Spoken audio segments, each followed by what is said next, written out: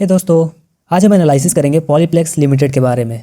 आपने बहुत बार पॉलीप्लेक्स एक मल्टी बैगर स्टॉक के नाम से सुना होगा, तो चलिए देखते हैं इसमें सच में दम है या नहीं। शुरुआत करते हैं हिस्ट्री से। कंपनी का शुरुआत 1984 में खातिमा उत्तराखंड में एक ट्रेडिंग और इन्वेस्टमेंट कंपनी के हेल्प से होता है। और कंपनी का नींव रखते हैं संजीव सर्फ, जो इससे पहले अपने फैमिली बिजनेस को रन कर रहे थे। कंपनी शुरुआत से ही थिन फिल्म ऑफ पीईटी बना रही थी और इसके टेक्निकल पार्ट को समझने के लिए कंपनी ने एक जर्मन कंपनी के साथ कोलैबोरेशन किया। कोलैबोरेशन करते ही कंपनी को इनिशियल फंडिंग आईपीओ से मिला और कंपनी ने नेक्स्ट ईयर कमर्शियल प्रोडक्शन भी शुरू कर दिया है 1988। कुछ ही सालों बाद कंपनी ने मार्जिन एक्सपैंड करने के लिए बैकवर्ड इंटीग्रेशन करते हुए 1996 में एक रेजिन प्लांट सेटअप किया इन खातिमा। रेजिन क्या होता है पता है? It is a major raw material for the manufacturing of thin PET film.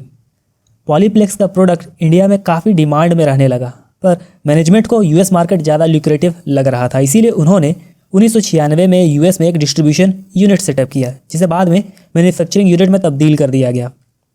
US market में अच्छे तरीके से काम करने के बाद इन्होंने अदर कंपनीज में एक्सपैंड करना शुरू किया, जैसे 2003 में थाईलैंड में, 2005 में तुर्की में, 2011 में यूएस में और 2019 में इंडोनेशिया में मैन्युफैक्चरिंग यूनिट सेटअप किया। कंपनी जियोग्राफिकल डाइवर्सिफिकेशन करते हुए प्रोडक्ट डाइवर्सिफिकेशन भी करने लगी, जैसे 1997 में पॉली कंडेंसेशन प्लांट लगाया और thick film solar photovoltaic model setup किया। 2002 में मेटलर्जर में इंटर किया, 2006 में सिलिकॉन कोटिंग में इंटर किया, 2010 में बीओपीपी में और 2013 में रिसाइकलिंग प्लांट सेटअप किया नियर थाईलैंड प्लांट और 2018 में होलोग्राफी ऑपरेशन भी स्टार्ट कर दिया। इसके साथ ही कंपनी ने बहुत सारे अदर कंट्रीज़ में डिस्ट्रीब्यूशन और वेयर हाउसिंग फैसिलिटीज़ भी सेटअप किया। हिस्ट्री अगर पूरे कंपनी के हिस्ट्री को एक लाइन में समअप करें तो कंपनी का शुरुआत इंडिया में थिन फिल्म पीईटी बनाने से हुआ और ये धीरे धीरे अपना ज्योग्राफिकल प्रेजेंस बढ़ाते हुए अदर देश तक पहुंची। और साथ ही कंपनी ने थिन फिल्म पीईटी के अलावा काफ़ी और प्रोडक्ट्स को अपने बास्केट में ऐड किया ताकि ये अपने कस्टमर के लिए वन स्टॉप सॉल्यूशन बन सके। अब बात करते हैं कंपनी के बिजनेस मॉडल के बारे में। हम लोग अपने आसपास बहुत सारे प्रोडक्ट देखते हैं, चाहे वो फूड हो या मेडिसिन हो। उस प्रोडक्ट या बिजनेस से अटैच्ड एक और बिजनेस होता है जो उस प्रोडक्ट को प्रोटेक्ट करने में मदद करती है। जी दोस्तों, हम बात कर रहे हैं पैकेजिंग बिजनेस के बारे में और पॉलीप्लेक्स यही काम करती है।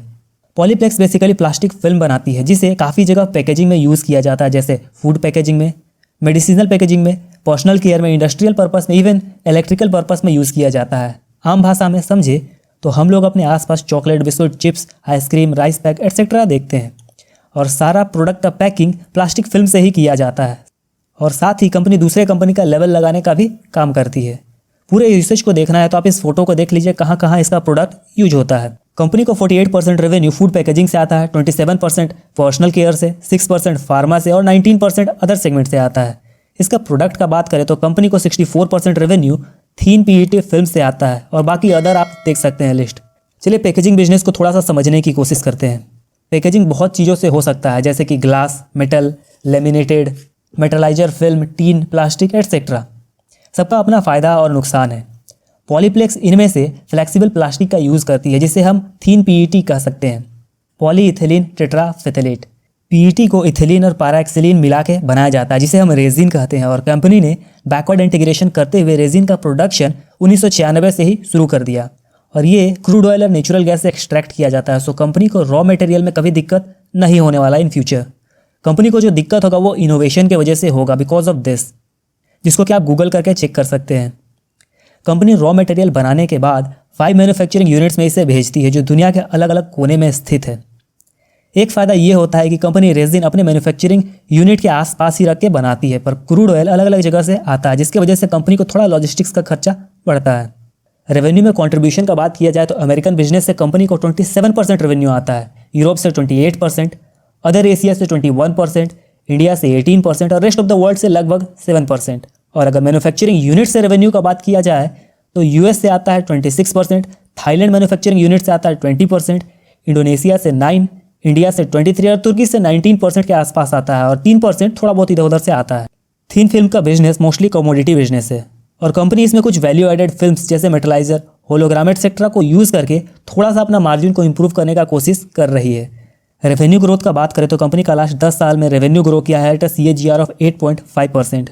पर इंपॉर्टेंट बात यह है कि कंपनी का लास्ट 10 साल का डेट रहा है 11,000 करोड़ और कंपनी ने इस डेट के लिए इंटरेस्ट पे किया है अराउंड 375 करोड़, जो काफ़ी कम है, लगभग 3% है। और कंपनी का अदर लायबिलिटीज़ भी इंक्रीज नहीं हुआ है, मतलब शायद कहीं ना कहीं पैसा कैपेक्स में, डेप्रिसिएशन में या कहीं तो जा रहा है। एक इंपॉर्टेंट अपडेट दोस्तों, अगर आपको या आपके किसी साथी को इन्वेस्टिंग रिलेटेड कुछ भी नहीं आता है तो इस कोर्स में इनरोल जरूर करें, आपको बहुत कुछ सीखने को मिलेगा। अब बात करते हैं मैनेजमेंट का। मैनेजमेंट में मैं सबसे पहले चेक करता हूँ share holding pattern. Promoter hold करते हैं मोर देन 50% और ट्रेंड पॉजिटिव में है। और अगर रेम्यूनरेशन का बात करें तो कंपनी का पैट के कंपैरिजन में काफ़ी हाई सैलरी पे किया करते थे अपने मैनेजमेंट को पहले, लेकिन प्रॉफिट बढ़ने की वजह से ये अभी डिसेंट लेवल पे आ गया है। बात करें सक्सेशन प्लान का तो कंपनी के प्रमोटर है संजीव सर्फ और एग्जीक्यूटिव पोस्ट पे है प्रणय कोठारी, और इन फ्यूचर संजीव सर्फ के बेटे हर्षित सर्फ कंपनी को टेक ओवर कर सकते हैं शायद। पर कहीं कहीं आर्टिकल पढ़ने से मिला कि संजीव सर्फ पॉलीप्लेक्स बिजनेस का अपना सारा स्टेक बेचने वाले हैं। इसे आप गूगल करके कंफर्म कर सकते हैं, क्लियरली कहीं ठीक से पता नहीं चला। और बात करें केसेस या स्कैम का तो मैनेजमेंट के खिलाफ गूगल करने से कोई खास केसेस, सिग्निफिकेंट केसेस मैनेजमेंट के खिलाफ नहीं मिला। लास्टली हम बात करेंगे फाइनेंशियल्स का, और फाइनेंशियल्स में मैं सबसे पहले चेक करता हूँ कि क्या कंपनी आने वाले 5 से 6 सालों में बैंकरप्ट हो जाएगा या नहीं।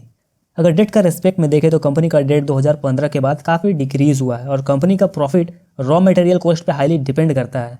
और कंपनी का प्रॉफिट रहा है अराउंड 500 करोड़ और डेट है 600 करोड़। सो कोई सडन चेंज 4 या 5 साल में बहुत बैडली इम्पैक्ट कर सकता है कंपनी को। बात किया जाए कंपटीशन का तो कंपनी का नेट फिक्स्ड एसेट टर्नओवर बहुत लो है और ये कमोडिटी प्रोडक्ट बेचती है, जिसके वजह से कंपटीशन बहुत ज़्यादा नए प्लेयर से तो नहीं होने वाला, बल्कि इसे पुराने प्लेयर से बहुत ज़्यादा कंपटीशन हो सकता है। पर कंपनी इसे इकोनॉमीज ऑफ स्केल और वैल्यू एडेड फिल्म को ऐड करके बीट कर सकती है। तो क्लियरली देखने से पता चलता है कि कंपनी थोड़ा सा रिस्क ज़्यादा है डेट के रिस्पेक्ट में भी और कंपटीशन के रिस्पेक्ट में भी। बात करें रिटर्न ऑन इक्विटी और कैपिटल एम्प्लॉयड का तो ये काफ़ी लो है। मुझे अच्छा लगता है return on equity of more than 15% consistently. और अगर कंपनी का डेट टू इक्विटी का बात करें तो लास्ट 8 साल में कंपनी का डेट टू इक्विटी काफ़ी डिक्रीज हुआ है without diluting the equity of the shares, जो काफ़ी बढ़िया बात है। बात करें कैश फ्लो का तो लास्ट 10 साल में कंपनी का प्रॉफिट हुआ है लगभग 1700 करोड़ और उसमें से 4600 करोड़ के आसपास कैश कन्वर्ट हुआ है, जो क्लियरली बताता है कि कंपनी का प्रॉफिट कैश में कन्वर्ट हो पा रहा है। और इसका खर्च का बात करें तो 65% इन्वेस्टिंग में गया है, 5% फाइनेंसिंग में और 25% डिविडेंड पेमेंट में, और बचा हुआ 5% कैश कंपनी के पास होल्ड कर रही है। लास्टली हम बात करेंगे वैल्यूएशन का। कंपनी का लास्ट कुछ सालों का एवरेज प्रॉफिट है अराउंड 300 करोड़, और अगर 300 करोड़ के हिसाब से अगर हम 20 या 30 का पी मल्टीपल दे तो कंपनी का वैल्यूएशन आएगा लगभग 6000 to 9000 करोड़। और अगर फ्री कैश फ्लो के हिसाब से देखें तो कंपनी का CFO है लगभग 4600 करोड़ और कंपनी का मेंटेनेंस कैपेक्स आ रहा है अराउंड 1000 करोड़, जो कंपनी का free cash flow honours earning बताता है लगभग 3600 करोड़। तो हर साल लगभग कंपनी 360 करोड़ के आसपास फ्री कैश फ्लो जनरेट कर सकती है। अगर इसके हिसाब से देखा जाए तो कंपनी का लगभग मार्केट कैप आता है 6000 to 7000 करोड़ और कंपनी अभी ट्रेड हो रहा है अराउंड 6000 करोड़। मतलब अगर वैल्यूएशन के पर्सपेक्टिव से देखा जाए तो कंपनी अपने फेयर वैल्यूएशन पे ट्रेड हो रही है। बट एक चीज़ आपको हमेशा ध्यान में रखना है कि कंपनी का प्रॉफिट अभी बहुत ज़्यादा तेज़ी से इंक्रीज हुआ है और इसमें सडन चेंज आ सकता है। और एक चीज़ आपको पता होना चाहिए कि कहीं कहीं आर्टिकल पढ़ने से मिला कि प्रमोटर जो है वो अपना स्टेक बेचने वाले हैं इस कंपनी में। तो ये सब पॉइंट है जो आपको कुछ एनालाइज करते हुए चलना है। ये था ओवरऑल एनालिसिस पॉलीप्लेक्स लिमिटेड के बारे में। अगर आपको इसमें से कोई चीज़ समझ नहीं आया है तो कमेंट करके जरूर पूछें, मैं आपको आंसर करने की कोशिश करूँगा जितना जल्दी हो सके। और अगर वीडियो पसंद आया है तो वीडियो को लाइक और चैनल को सब्सक्राइब जरूर करें। धन्यवाद।